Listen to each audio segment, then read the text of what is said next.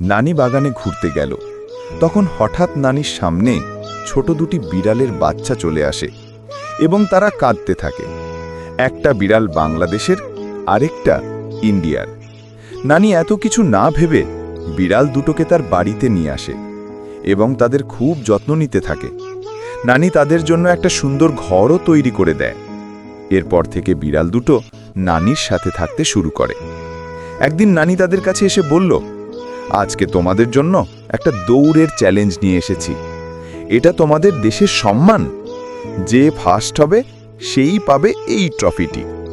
তখন ইন্ডিয়ান বিড়াল ও বাংলাদেশি বিড়াল চ্যালেঞ্জটি গ্রহণ করে। কিছুক্ষণ পর তাদের দৌড় প্রতিযোগিতা শুরু হয়ে যায়।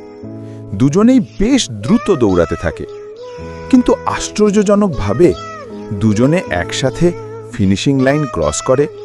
তখন নানি বলে, দুজনেই খুব ভালো দৌড়িয়েছ, তাই সিদ্ধান্ত নিবে দর্শকরা। বাংলাদেশি দর্শকরা লাইক ও সাবস্ক্রাইব করবে, আর ইন্ডিয়ানরা কমেন্ট করবে। দেখি দর্শকের ভোটে কোন দেশের বিড়াল জিতে।